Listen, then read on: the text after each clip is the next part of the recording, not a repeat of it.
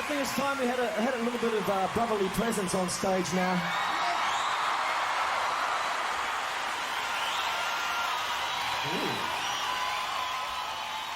Brothers, it's the second oldest story in the Bible, of course, and Cain and Abel is a great analogy.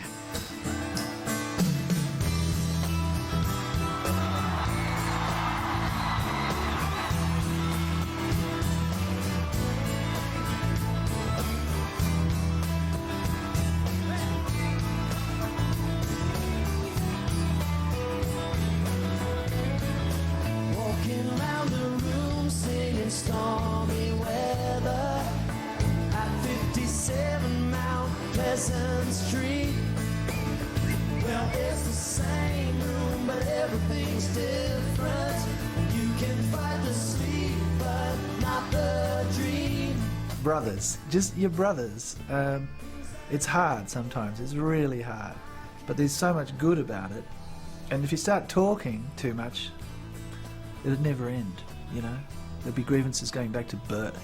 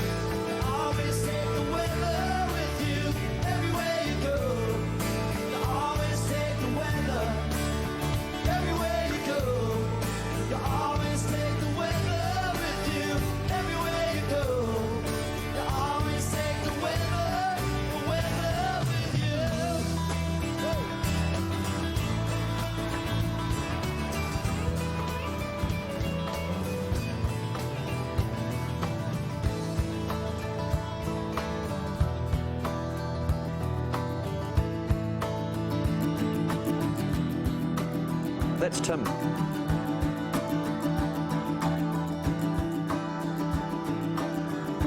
Wow. So that's how we would have put it down. 2 acoustics and drums. That's a very classic Tim feel.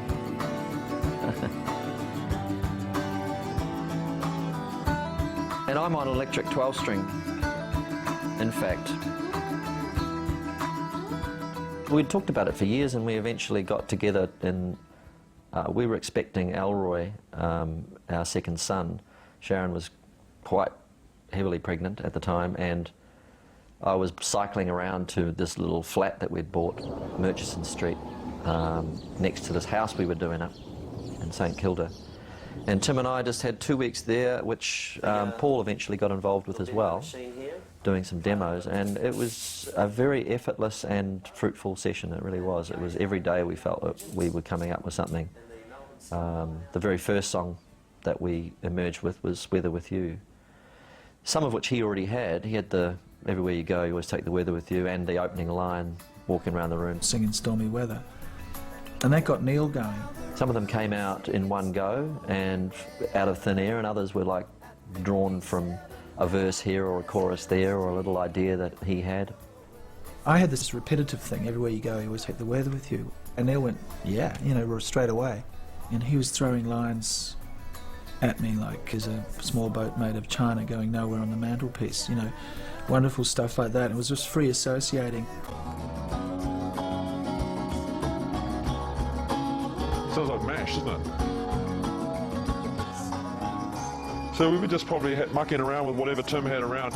Everywhere you go, kind of a languid, summery kind of vibe to that. everywhere you go, And then there's this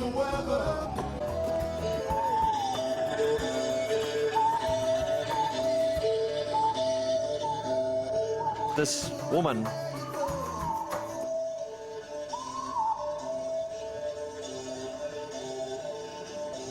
playing some kind of, with her mouth, it's some kind of Jaws harp type thing. We just happened to be in the right key for this song. We thought, oh bugger, we'll put it on the, over the tail out of the song. And so we just literally played the two of them together. And I think immediately it fell into some kind of rhythm, and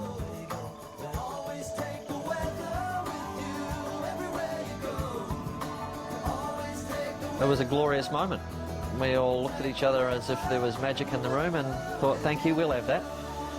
We didn't give it a second thought until we started to tour Africa about South Africa about a year later, and this guy turned up and said, well, you know that sound at the end of your record, well, that's this woman, and I own her master tapes, and you owe me some dosh. So we had to, which we were happy to do, and in fact would have been far happier had the woman herself been given the money. But actually, he doesn't know where she was. She disappeared into the desert somewhere. So, as it turned out, I think he made the money, and I don't know what's happened to the woman. Crowded House had a monster first record, had produced a second album, which was like creatively, I think, better than the first, but went nowhere. So he came to this impasse within himself for the third record, where, you know, he had a batch of songs which were very like competent Neil Finn songs, but not necessarily great Neil Finn songs, and so he was just delaying, you know, facing the fact that he had to put out a third Crowded House album. When that first record came out, I remember hearing that and thinking, oh gee, that sounds like a raw sort of demo record, doesn't it? In relation to the way 80s, was sounding, yeah. The 80s kind of production ethic was so heavy on all that sort of gated, you know, snare drums, and which is, you know, the main instrument was always the snare thing, and then there's all these sort of, you know, keyboards and MIDI, and, you know, it was an incredible new technology, we must use it. And they came back out with a sort of much more organic sounding band playing in a studio, which was like, oh, that's good, that's refreshing, that's how I remember records sounding. And it was also refreshing the way they promoted it by playing as an acoustic trio, you know, just with, you know, Paul with a snare and brushes and the other two singing and playing acoustic guitar. Well, I love that too, because that also takes that whole kind of, it turns that whole rock thing on its head a bit too, because when the, you know, the 80s was about, you know, in Australia too, there was the whole pub rock thing. Waking up the dead, systematically stepping on my head. They were sort of re-pioneering what music's all about, really, which is people you know, sitting in a lounge room or a bedroom, you know, making music together. Had that kind of intimate thing. I think people connected with that. She came all the way from America. She had a blind date with destiny, and the sound of T.I. Voodoo had a truly sacred ring. I think at the heart of any ethos we've had for performance, which has gone right through, is that notion that we started off playing at parties, and what happens when you light a room up and when people sing along or they get involved, and is so compelling and so undeniable that that's the thrill that we're all looking for all the time. Not to put up some kind of image or impression in front of people and have them admire it. It's to have it reach out and actually connect, span the distance, and that's why as time goes on, songs that people can sing become the main criteria. Plus a few willful indulgences here and there, a bit of noise thrown in, and, you know, just because it's fun to do it. But ultimately, you know, you hope that something universal comes out, that you add to the canon of things that people can draw comfort from or inspiration from.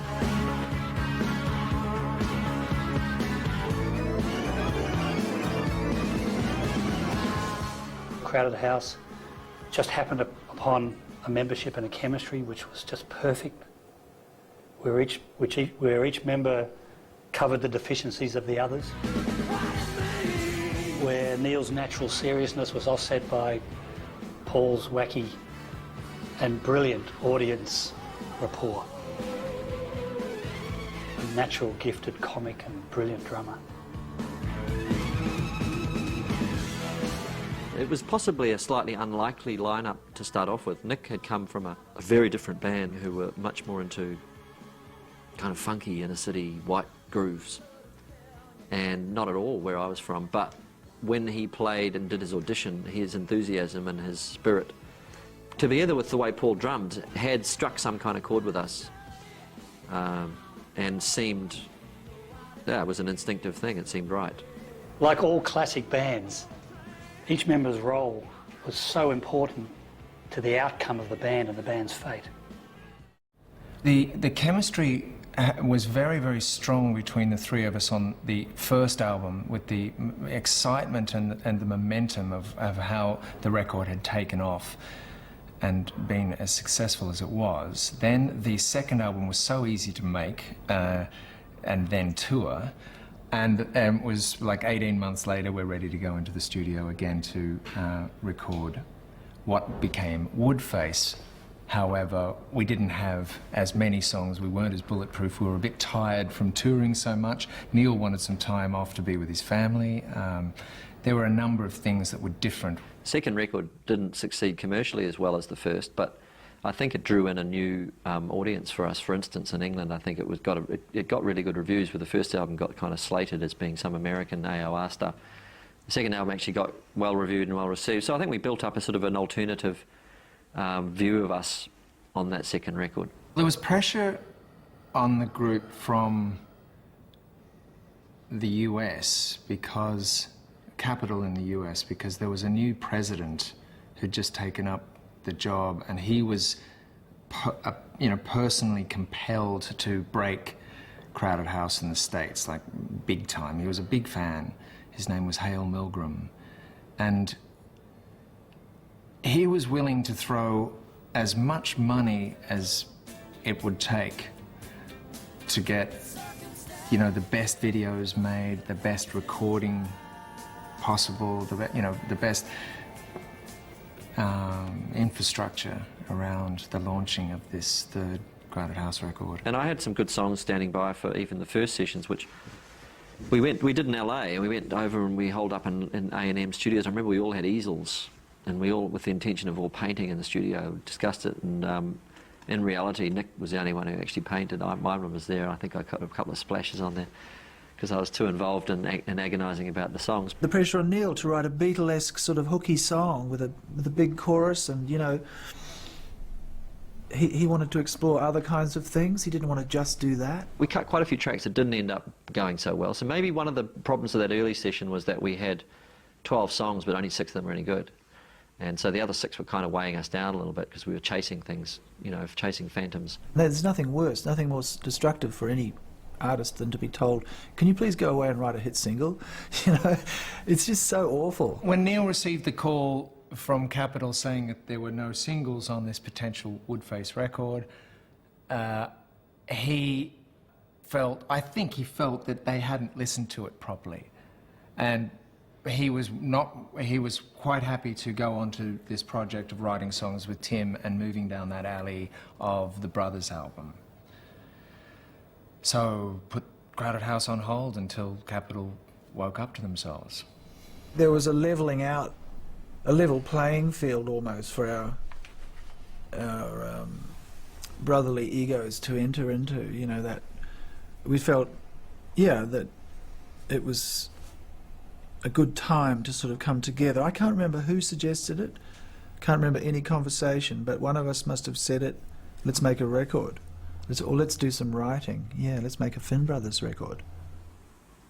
So the stage was set really for Tim to emerge, and the Finn Brothers to emerge to merge. Neil idolised me. I mean, I guess a lot of little brothers do idolise their bigger brothers. It was a common family fact.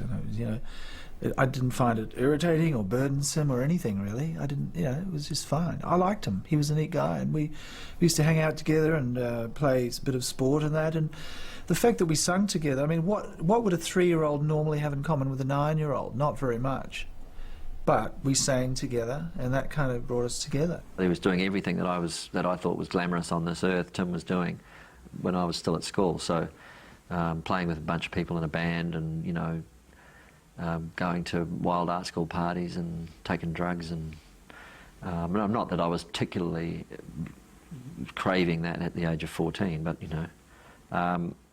so yeah, I had him on and he was creative and smart, and I liked his friends and the whole thing. I wanted to buy into it. I wanted that, And I got it because I joined the band. There's nothing else like them, and well, we do shows with them. They'd come in from Melbourne or wherever they were based at that point, probably New Zealand, I don't know. But we're used to bands coming out of Sydney, like, blues-based, rock bands with long hair and not much stage act, and all of a sudden you've got a band that's sort of playing loosely based progressive rock with sort of this completely out there sort of stage show. When Neil got off the plane, Split Enz already had Icy Red, which was a song that I sort of kept the glue together of Split Enz. I met him and he was just so young and shy and unassuming. I didn't really have any idea that this younger brother could come in and have such an impact. When he joined Split Enz, he didn't write for a while. We just needed a guitarist, but he could sing, which was great. There wasn't room for a lot of Neil's input on the writing until True Colours, where he wrote I Got You, and we were sharing a house in Rose Bay in Sydney, and we were bouncing ideas off each other, then we'd give titles to each other, and it was still older brother, younger brother, the dynamic, but it was all for the Split Enz. It was all kind of for this bigger cause. It took years for us to really truly individuate and sort of carve off on our own.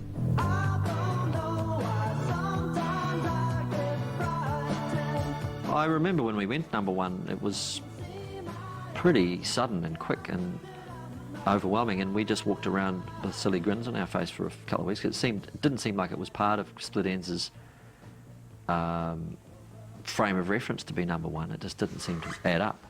So it was quite shocking. Because I Got You was such a successful song, I think it made the competition a bit more highlighted or heightened, but it really was mostly healthy competition. Sure, when you hear some of the songs and you hear some of the things that came out of it, you could feel that there was tension and there was frenzied electricity. In the end, it doesn't matter, but at the time it probably did. There were disappointments and there were, sadnesses, because you felt that huge momentum starting to sag, and it did. It stopped. There wasn't a great feeling in the band, and we'd done Conflicting Emotions, and that was not a particularly great experience for anybody, and it wasn't a great record. We kind of knew that. I called Neil up, and he came out to my house in Caulfield, and I sat him down and explained to him that I was going to leave Split Enz, and I suggested to him then, I just thought, for what it's worth, that you should form a new band with Paul. Great band. Thanks, Paul. This is one of the reasons, ladies and gentlemen, why I found it so hard to leave the band was Paul Hester here, and it was a hard decision for me to make. It's been a big part of my life, and I'm proud of everything we've done together. It seemed obvious to me, and I guess it did to him, but I had to say it, so I did, and that's, what happened. We got to doing demos, and I didn't think that they were going all that well, and I started to think, what's this all about? I can't deal with that situation. I joined my brother's band that he started, and I saw him start when I was 14 years old, and all of a sudden I'm the key songwriter, and having to push it forward, and there's so much history and baggage in there, I just doesn't feel like the right environment, so I bailed.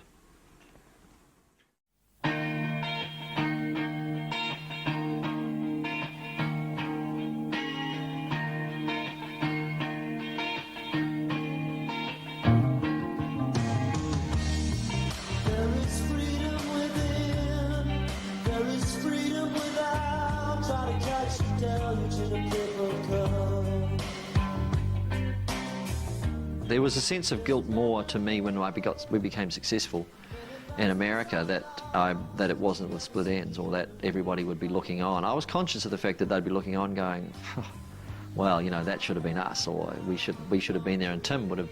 I was conscious of him looking on and going, well, that should be me up there, we should be doing it all together, and so that kind of did affect me for a while, and I probably took a little bit of the gloss off some of the enjoyment of it. Neil rang me from America. He and Sharon were sitting in their hotel room, and they were sort of saying it doesn't feel as good as it should. It doesn't feel like you would think it would feel. And I think there was some guilt or some strange weirdness for Neil that it hadn't happened for Split Enz. And here it was happening with his first band, his first album outside Split Enz. And he didn't need to feel that, but he is like that. We all, Catholic guilt, it's phenomenal.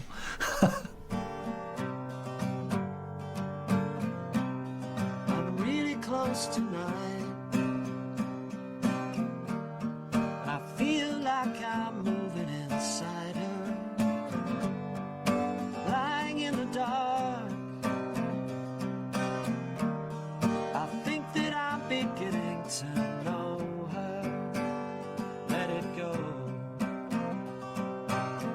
I'll be there when you call. And whenever I fall at your feet,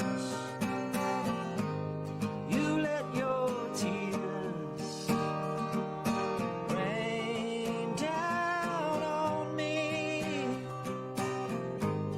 Whenever I touch your slow turning pain, you're hiding from me now. The Midas touch that Neil has, and I do believe that he does, is based on his incredible naivety of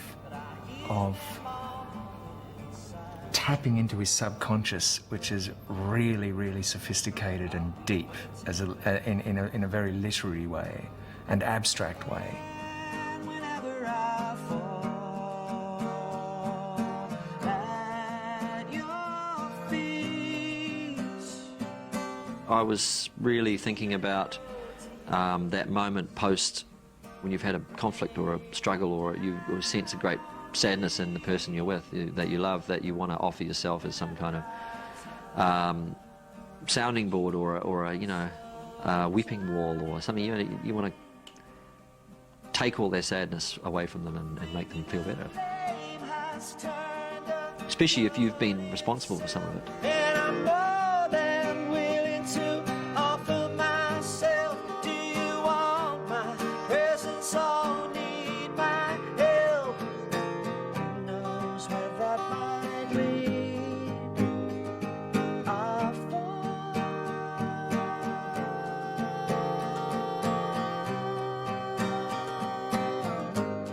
Fall at Your Feet was the marriage of two songs, and it was something that evolved with Mitchell Froome at his best as a producer, saying that chorus doesn't suit that verse, but that verse from this other song suits that chorus. And Fall at Your Feet went from verse to chorus in a kind of a jigsaw puzzle way, and it was just a delight.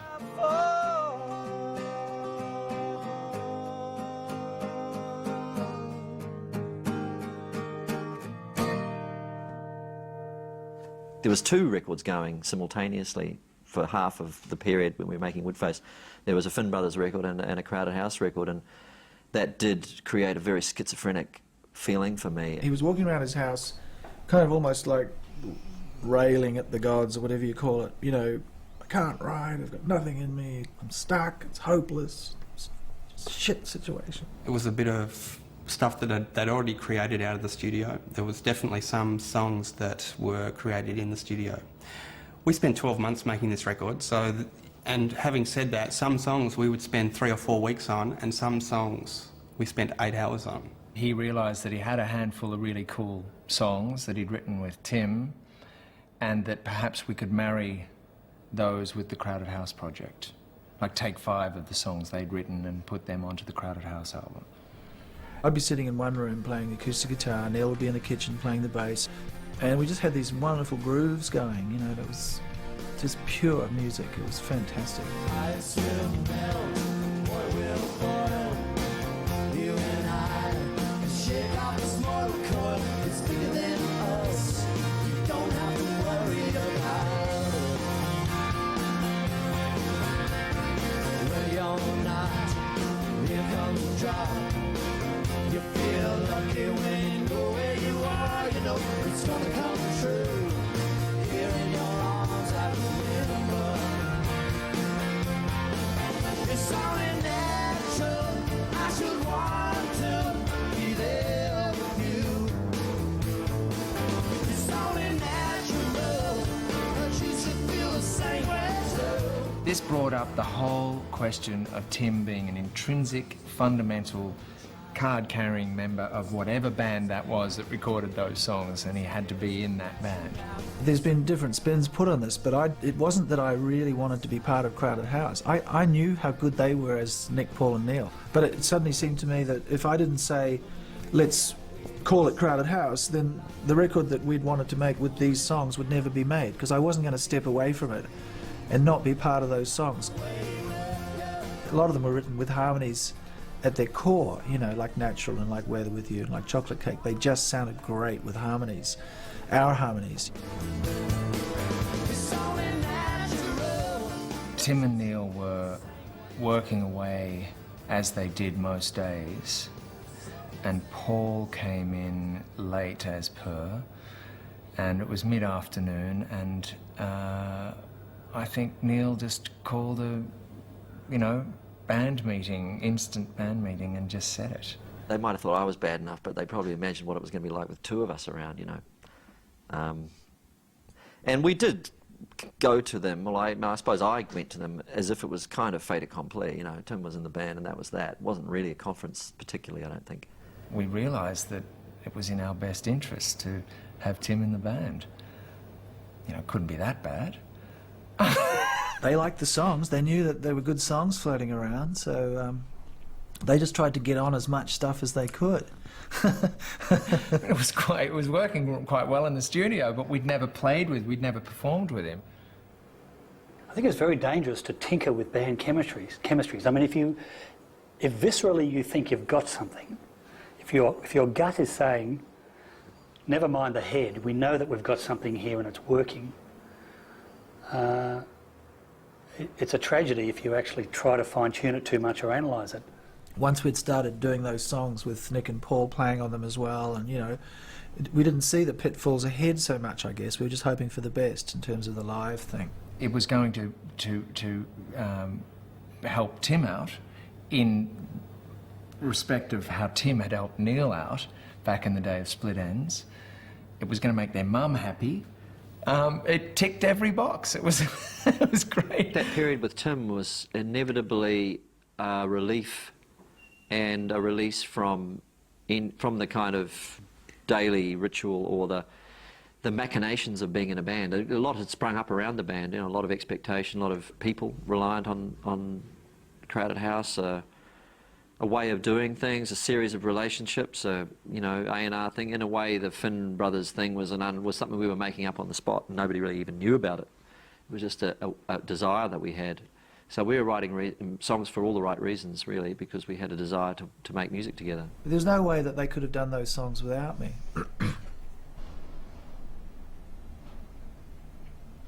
Well, they could have, but they wouldn't have been as good. Piece of chocolate cake. Can I have another piece of chocolate cake?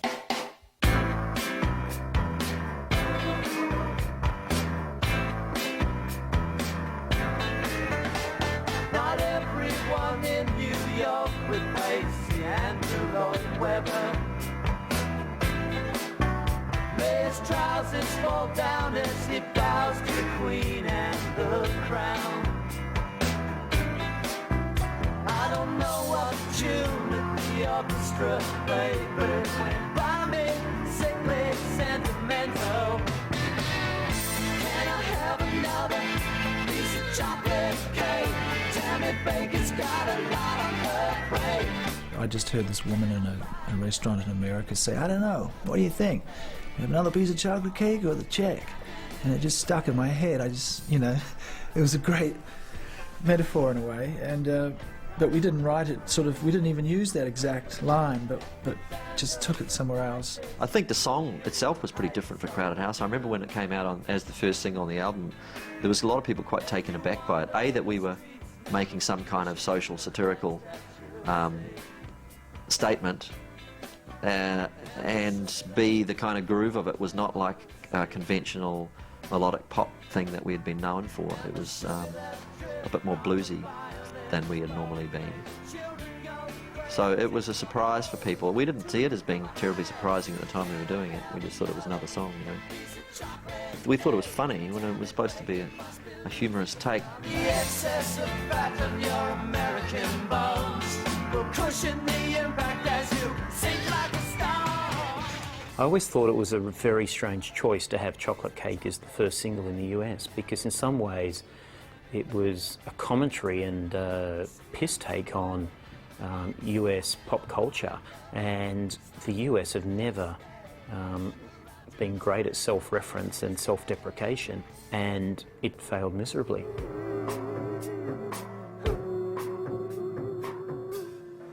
This machine here is called an Octagon, and I've had one for now good 15 years, and it's the best $200 I ever spent, because I've written several songs on it, but Mitchell Froome and Chad Blake introduced me to it way back. It's a bit of a classic from the early 70s, I think, and a few homes had it at the time. It reads optical discs with a light beam. Real sounds, the world's first sampler as far as I'm aware. We pop the disc in, we hear the familiar comforting whir of the motor start up, and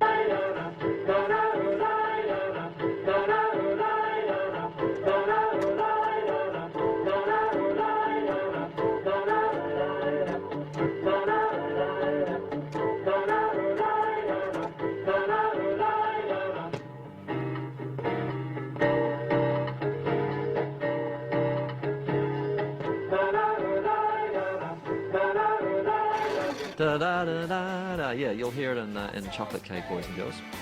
It's a great machine. Hours of fun, party favourites.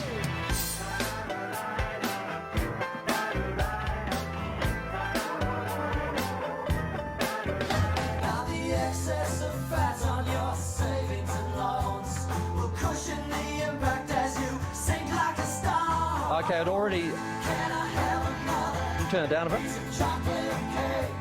I'd already obviously been contemplating the whether I should sing American Bones, because I changed to savings and loans on this particular take. That's interesting. I think there was a big scandal going on at the time with savings and loans or something. Anyway, Chris Wilson came in and literally stood there, and he's a really big man, quite an imposing presence, but I think he probably listened to the track once in the control room and went, oh yeah, okay, and walked into the studio and just went wild, played the most amazing solo.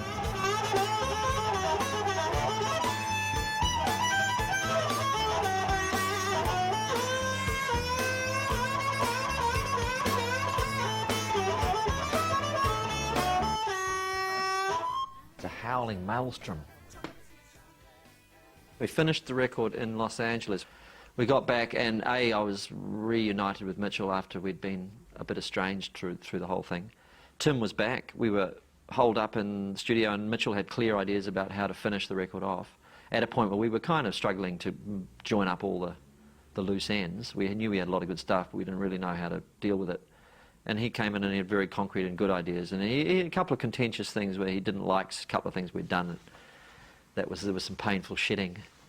But generally we agreed on most of the, so we had 14 songs we all agreed on, and we moved a few things around, we changed a few things, we had a very productive session. And certainly at the end of that, and as we started to mix it, there was a growing feeling that we actually had something that was quite substantial and really hung together and was greater than the sum of its parts.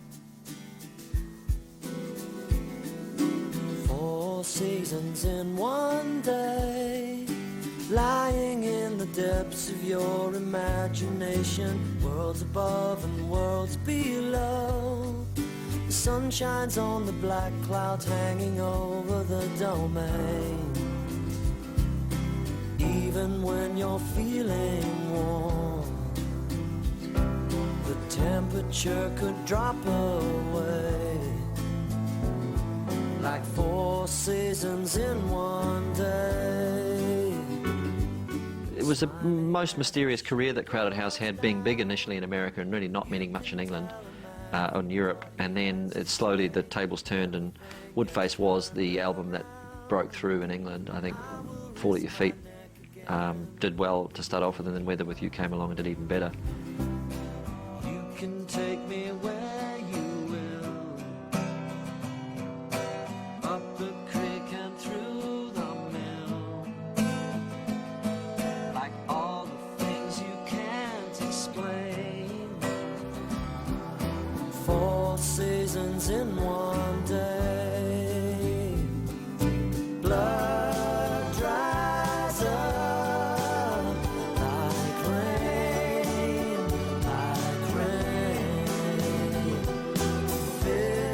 I kind of got inspired and threw out a whole lot of little notions, and then Tim filled in the gaps and collated and organised, and he probably threw in lines as well. But I just remember I had a bit of a run on, and it was such a relief for me to get the words starting to flow for that song, because I had all the music written, and I never got any lyrics for it up to that point.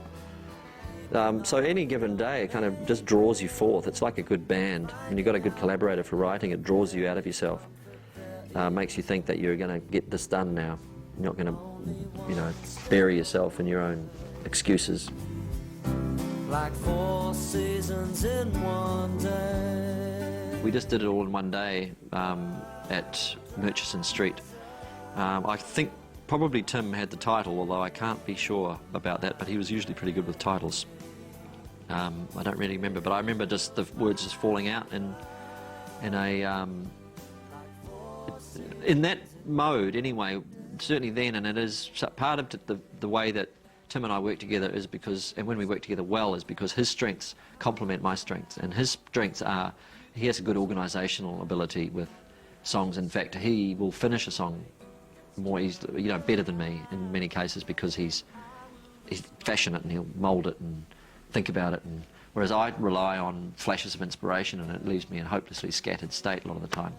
But in that particular instance, I was free-forming lots of lines and just throwing them out there, and he was going, and are you saying something before about blah blah blah, what was that? And then he'd go, yeah, that was, and he'd fashion them, and he'd have them written out so we could look at them, whereas often left to my own device, I'd be screening tapes for the next month, trying to find the lines that I'd sung at that particular take. So we were good for each other in that respect. And I tend to rely on my subconscious a lot, so it's a matter of finding a good net for it somehow, and he was good at that. Plus providing overriding concepts for things, It's definitely written in Melbourne, and it was the concept of 4 seasons in one day was something that Melbournians used to talk about, because you get the cool change come through, and you go from a 37-degree blazing hot sunny day to being 24 degrees and raining, and then it'd be hailing that night. That wasn't unheard of, and so that was certainly the inspiration for that. I was aware when I was writing that song too, that we were both, Tim and I, pretty mercurial, very much riding in emotional roller coasters all the time, and so it was a good description of the many moods of us collectively and individually.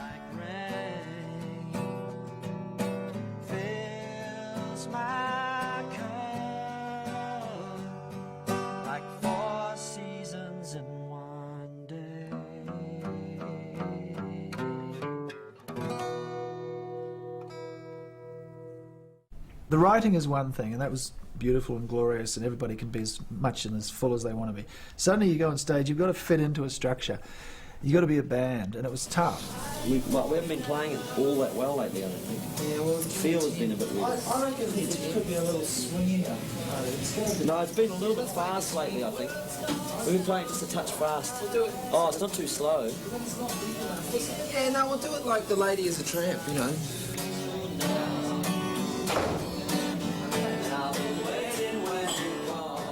It was trying to put a square peg in a round hole. Tim's a frontman, always has been, always will be, and he deserves to be in the front of stage, flailing and singing and dancing his heart content. Instead, we stuck him up on a keyboard, tried to get him to play not hard parts, but reasonably keyboardy kind of parts, manipulate buttons, and then come down every now and again for a sing with an acoustic guitar, and it just wasn't.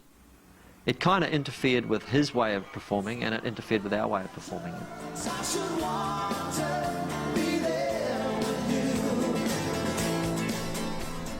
What Crowded House really needed was a short-ish sort of guy who could play keyboards and guitar and sing harmony. That's what they really needed.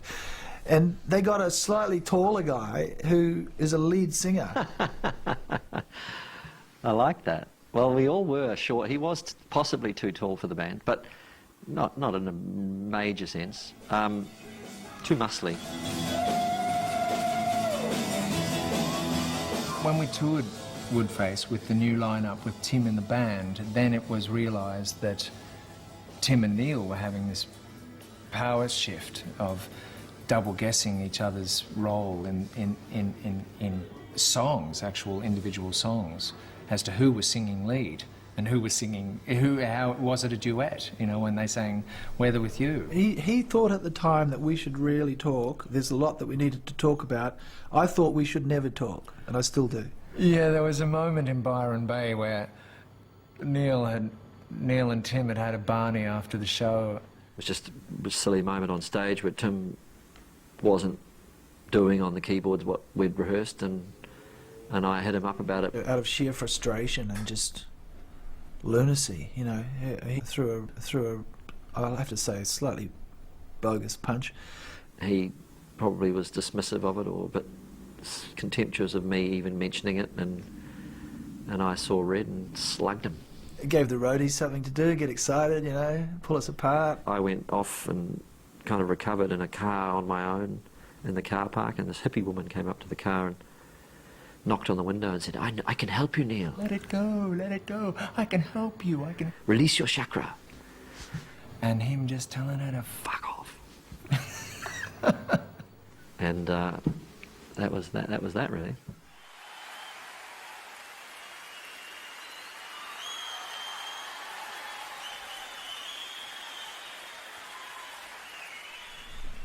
We tried to make it, we just all tried with our best, you know, efforts to make it work, but it sort of slowly unravelled, and it was in Scotland one night when Paul called a meeting. There was just real tension on stage and tension backstage and things unsaid, and you know, just sort of complaints, people making complaints about things that weren't the actual issue, but you know, they were a smokescreen for another issue that was, you know, not right. I would never have called it. I wouldn't have said, you know, gotta go guys, sorry, this is not working. So thank God Paul called a meeting. You know, I guess I would have felt like I was letting them all down terribly. It just would have felt bad. But in the end, it was what everybody wanted. I think Tim felt that he didn't want to be in the band, but was unable to address it directly, because he'd effectively worked so hard to be in the band in the first place. It was just a big relief for everyone, really, you know. The record label, I don't think, had any idea that there was there were so many emotional problems going on within the group, so that they could do their job and get the single up the English charts the way... I mean, had they known that there was a chink in the armour as enormous as there was, I think it would have blown their confidence, because they're very vulnerable and very susceptible to any kind of negativity.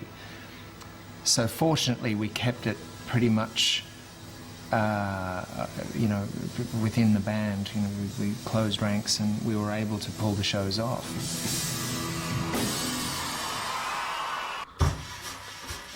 Paul Hester doing what only he can really do so well, and that is play brushes on a snare with a beautiful amount of swing and style and grace and energy.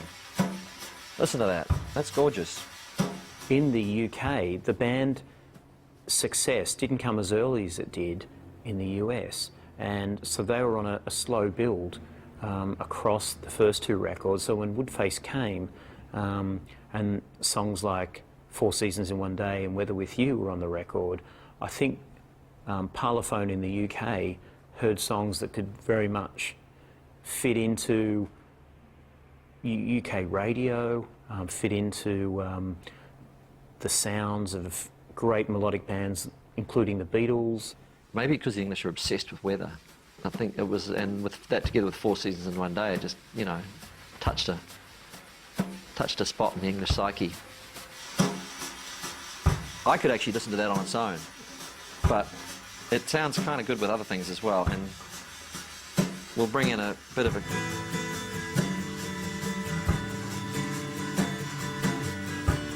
That sounds like Tim. That was by far their biggest record in England.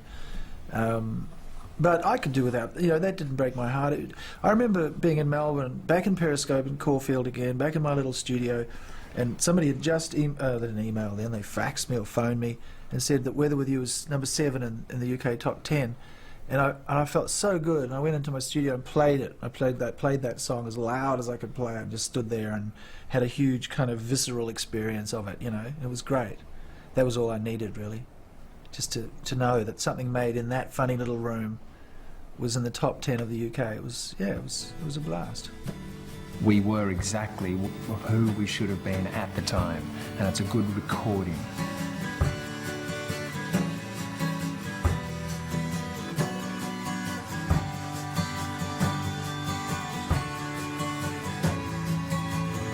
That's me, I think. The combination of Neil and Tim together, I think, is what's really beautiful. I think they both have a real sense of melancholy about them. I think they both have a certain amount of darkness about them.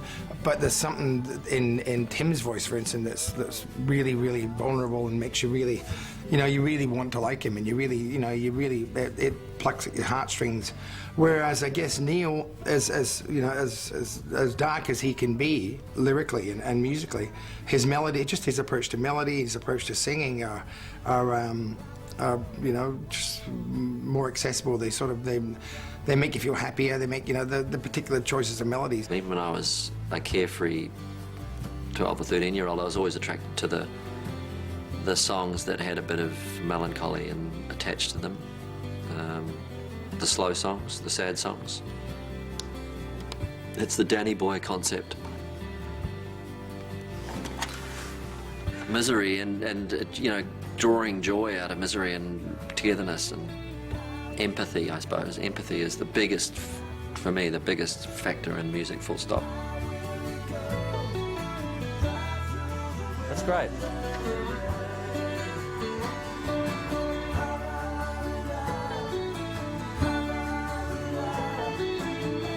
There's organ too, but I don't think we used that. Wow. The issue of Tim joining the band didn't come up until it was realised that Neil and Tim felt that they had the rhythm tracks recorded with Ricky Fattar on drums, Neil on bass and Tim on acoustic guitar, and they'd tracked them in Tim's studio. They'd completed a lot of the rhythm tracks. It was decided that the Crowded House were going to use those takes, and it was at that point that Tim had to be included in an organic part of the recordings. So that's when that suddenly became an issue. Because he was already on the record. He was on the record, or that Neil had decided he liked playing. He liked being the rhythm section with Ricky Fattar. I think it was Neil played all the bass parts with Ricky playing drums.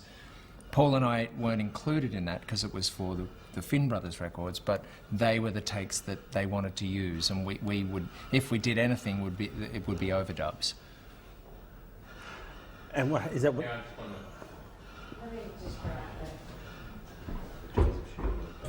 So that puts a different complexion on it. Totally. So he was already in the band. Say again? Well, everybody sort of talks about, Tim joined the band and the songs were made, but if they were going to use those takes, he was already on the record. Exactly. How it... It's a great story. Yes, so what are we waiting for? Just the noise spirit animal to come back in. Oh. All right. Because she's just going to burst in, isn't she? Yeah, she'll come back. Yeah, okay.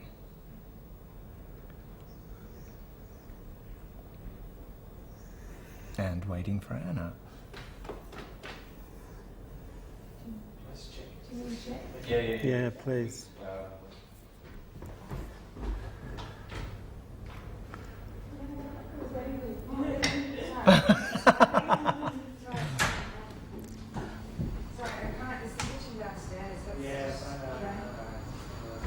Oh, and that's it again.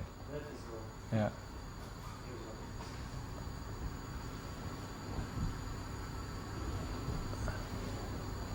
Well, drawing the curtain across that window make a difference?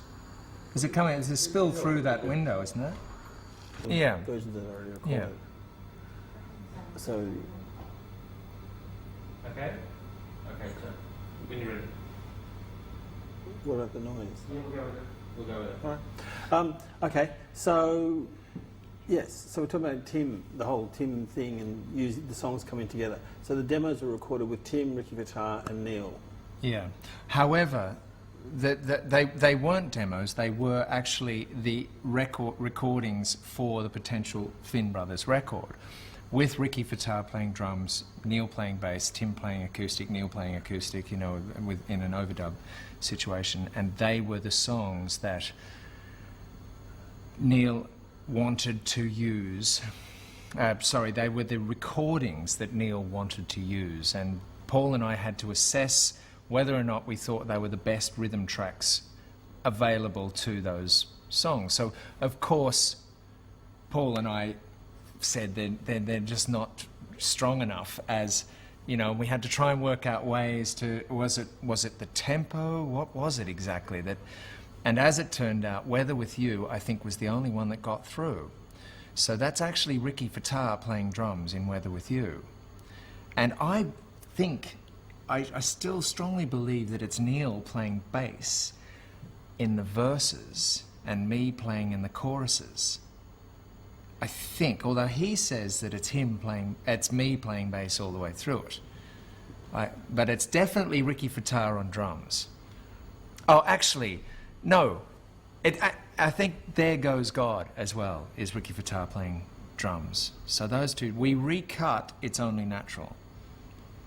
But this brought up the whole question of Tim being an intrinsic, fundamental, card-carrying member of whatever band that was that recorded those songs, and he had to be in that band, yes. Right. And there was no discussion about Ricky Vitar being in the band as well? There might have been.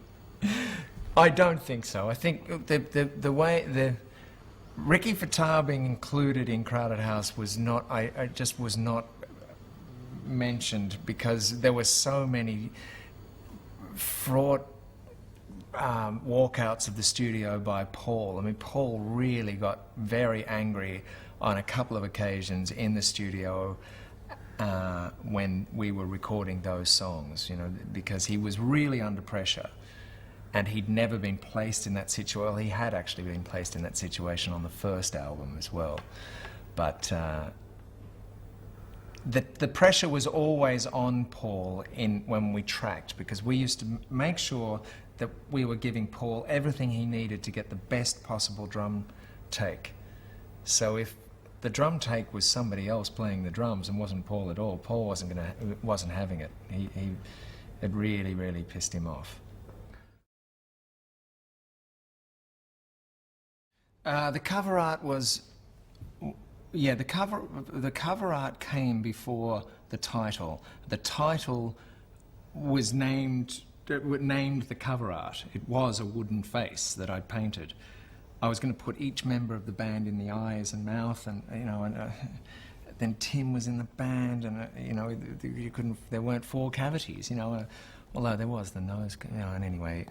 But the most confusion, I think, was like when it came to costuming the band. And if you flip the Woodface cover over and you see the photograph on the back, I mean, it's just completely inappropriate. I mean, Crowded House didn't look like that, and we were, you know, I kind of got us in kind of split ends costumes, because I was confused as well as to how we should present ourselves now with, you know, this other member that was known to the public for the funny costumes, and you know, I was confused. It was confused. The artwork was confused, you know, because of the new member.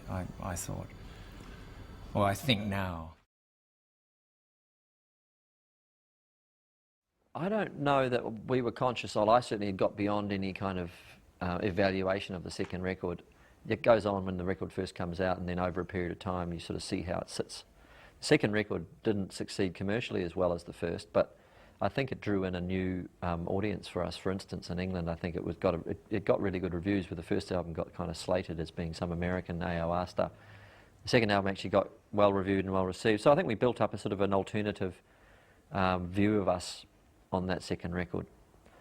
And they work in different timescales and different ways, records. They kind of reveal themselves over a long period of time. Going to do Woodface, I think I was probably feeling pretty positive and excited about it. Certainly the period of writing I did with Tim was at a great period. We're just waiting for the birth of our second son, and that's a great time, I think, when you've got that sense of expectation and kind of puts you in the moment. And I had some good songs standing by for even the first sessions, which we did in LA, and we went over and we holed up in A&M studios. I remember we all had easels, and we all, with the intention of all painting in the studio, discussed it. And in reality, Nick was the only one who actually painted. My room was there. I think I cut a couple of splashes on there because I was too involved in agonising about the songs. But that was our general philosophy for that album. We were going to paint every day. And we holed up in this house in Woodrow Wilson Drive, which had a spectacular spa, I remember. And it was quite a nice modern house in the hills, and we were all in there, and Tim was staying there too. And every morning, Nick was sleeping in the lounge room on a fold-out couch, and every morning Paul would get up and jump into bed with him and expect me to bring them a cup of tea. And it was, you know, and we'd all greet each other with the name Cledwin.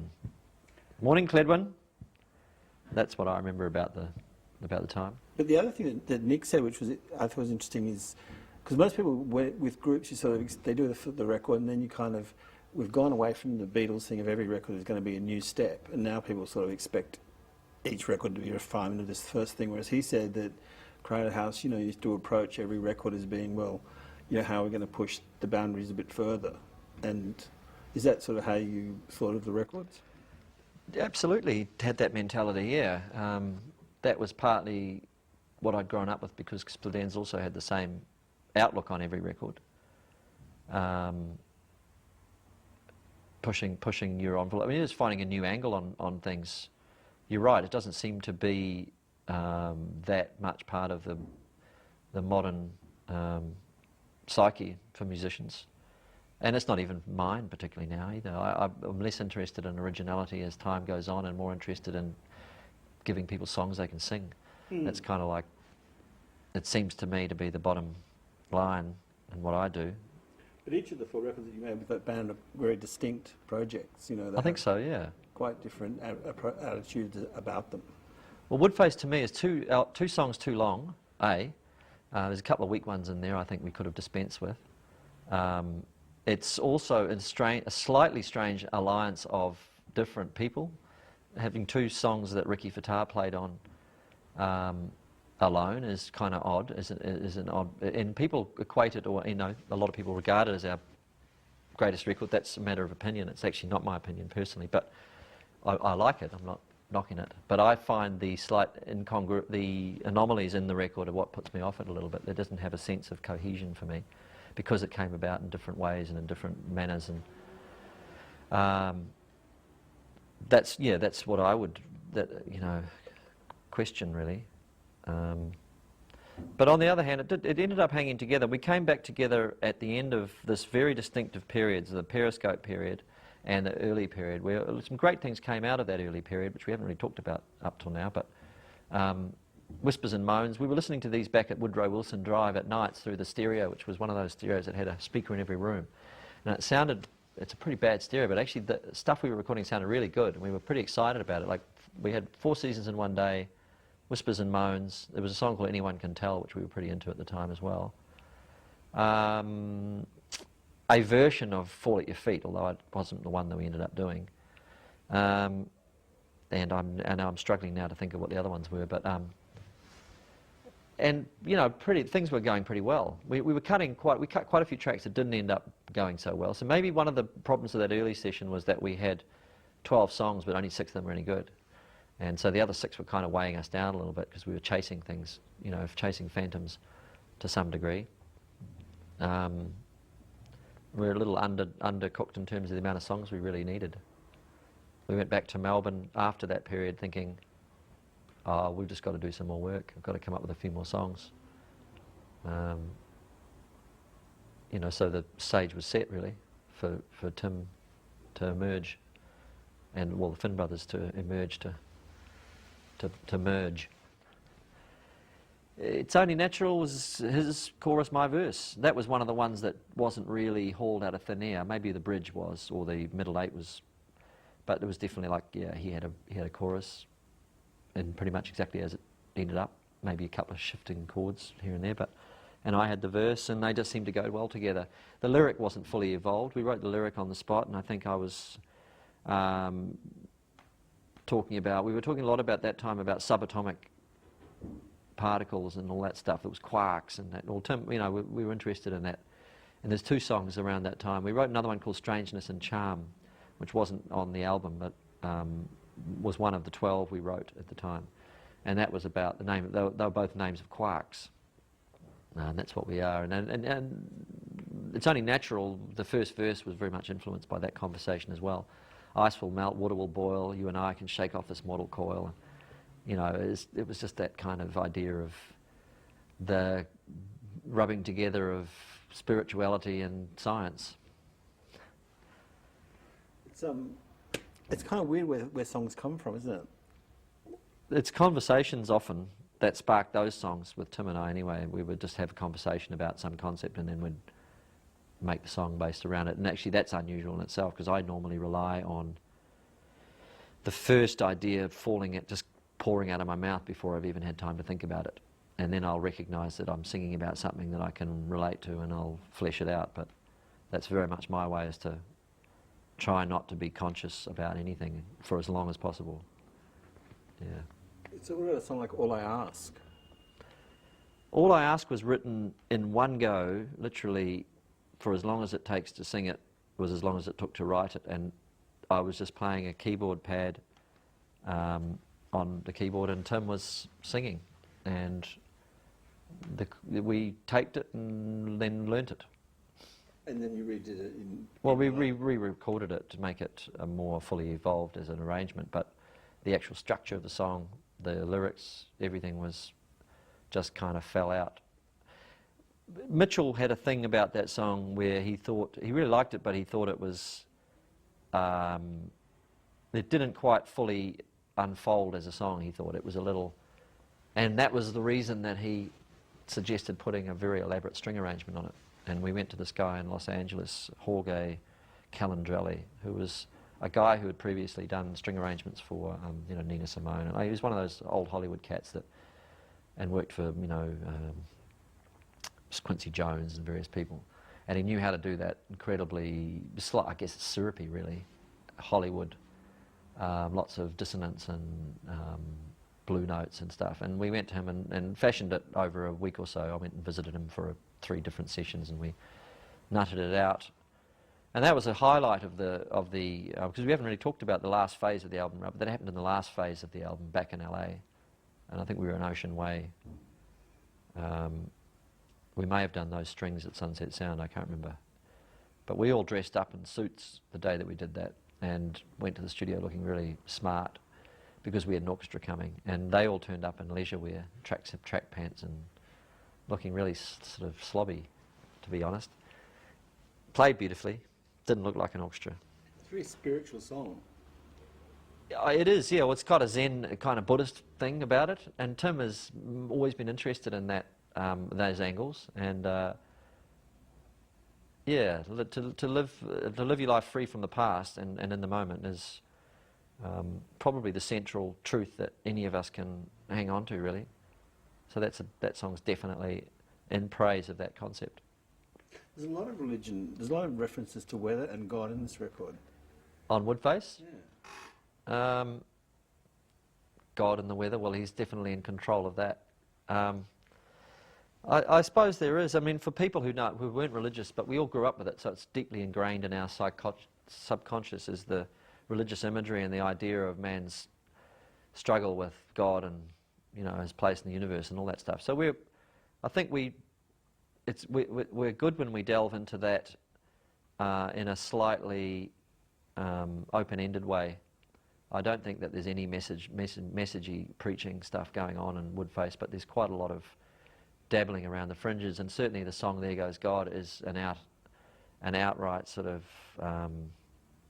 facetious, tongue-in-cheek attempt to explain the concept at the time for me was, with that song, was I saw a guy walking down Chapel Street with a Jesus t-shirt on and studs in his ears, and it was obvious to me that he had a dog, a little poodle on a thing. It was obvious to me that the Jesus t-shirt was a fashion item. It wasn't a religious item, and that was what sparked the line about the sexy pants and a sausage dog. And yeah, so we didn't think about it too much, but it was just a kind of an acknowledgement in the verses that my son might come up to me and ask me what I thought about the concept of God, and I hadn't really figured it out since I was at school. I couldn't tell him what I would have believed when I was a kid, but I couldn't, and you know, we were just talking about that, and the lyrics sprung out of that. For some people, we're a composite creature. I think there'd be people on this planet who'd be dimly aware of the music, but would think that there's a Finn guy out there somewhere. I think his name's Tim, but then maybe it's Neil.